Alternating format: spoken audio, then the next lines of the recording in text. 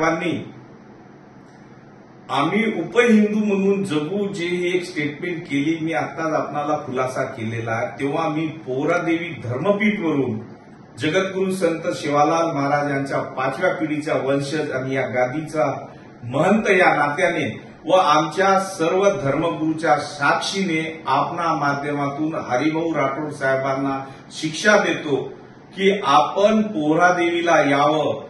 जगद्गुरू संत सेवालाल महाराज, श्री जगदंबा माता, परमपूज्य रामराव महाराज यांच्या मंदिरात जावं आणि हातात झाडू घेऊन, फळा घेऊन पूर्ण मंदिर स्वच्छ करावे. ही शिक्षा या धर्मपीठवरून आपणाला मी देत आहे. जोपर्यंत आपण इथे येऊन ही शिक्षा भोगणार नाही तोपर्यंत तुमचं प्रायश्चित होणार नाही आणि जर आपण ही शिक्षा स्वीकारली नाही तर पोहरादेवीमध्ये तुम्हाला बंदी टाकण्यात येत आहे, असे मी आव्हान या पवित्र धर्मपीठवरून करत आहे.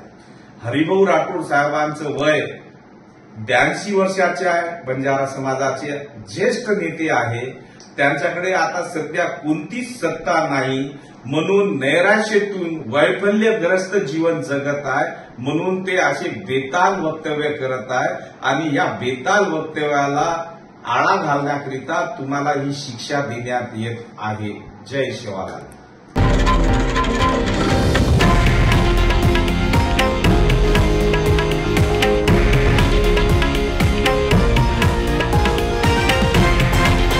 हे आहे देशातील नंबर 1 न्यूज नेटवर्क आणि आपण पाहत आहात TV9 मराठी, एकमेव.